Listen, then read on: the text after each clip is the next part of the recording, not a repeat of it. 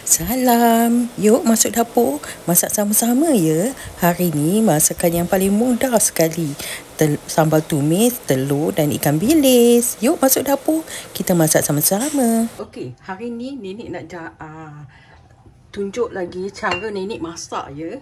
Ini cara korang upaya masak, okey? Masukkan minyak. Masukkan all the bawang, okey. Bawang putih. Nenek masak sikit, okey. Sikit orang kat rumah.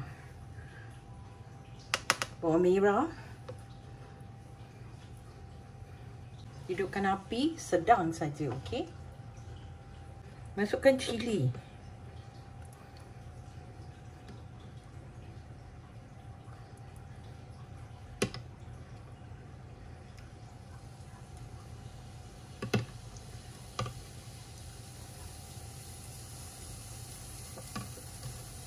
Okey, kacau ya.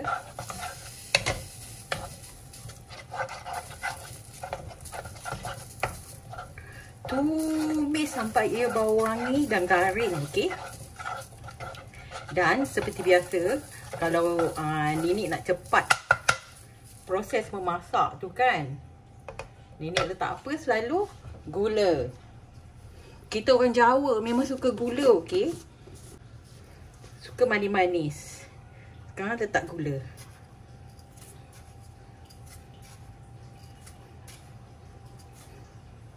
Sudu kecil saja ya. Oleh kerana Nenek menggunakan asam keping, Nenek kena masukkan dulu asam kepingnya ya. Tak payah direndam-rendam air lah ya. Masukkanlah asam keping, sekeping saja ya.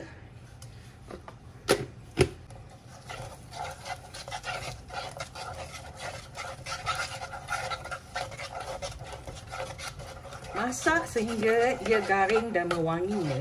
Rempahnya tu, bahan-bahan yang kita dah masukkan ni wangi, okey. Lihat sekejap dia sudah garing, okey.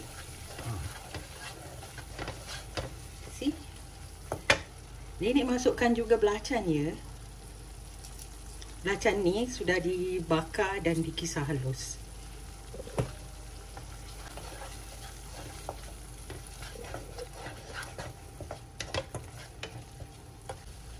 Oleh kerana dia dah cukup-cukup garing ya, dia punya rempah tadi, boleh masukkan ikan bilis. Ikan bilis ni, kalau ikut cara my mum, dia tak goreng tau. Okey? Just letak gitu je campak, okey? Masuklah air yang kita rendam tadi. Rendaman ikan bilis tadi. Okey? Ikan bilis ni dah cuci, cuma Nenek rendam. Jadi dah nampak dia berkuah kan, macam gini.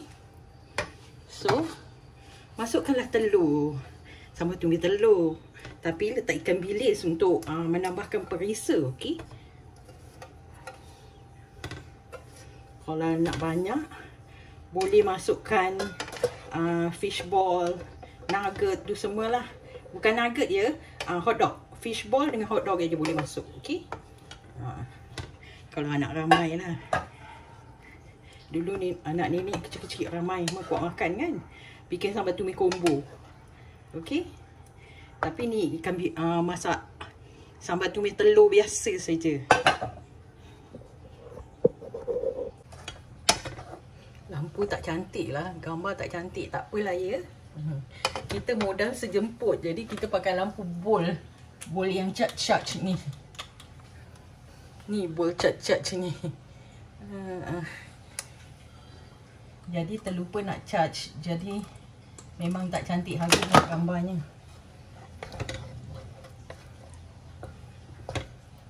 Nenek tambah lagi sikit air ya.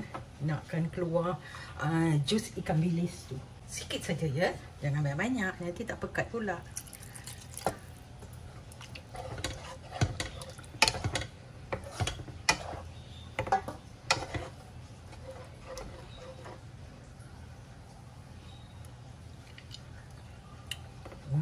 Sudah boleh keluarkan ni asam.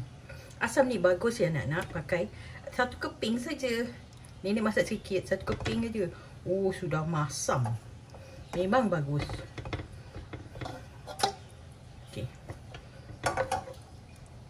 Sekarang nenek nak tambah secret weapon nenek, okey? Nenek pakai kicap ikan, sos ikan. Tak pakai garam ya. Pakai hot plate ni cepat sangat, dia punya api kuat lah. Jadi masak cepat. Nenek suka. Tapi nak kena jagalah ya.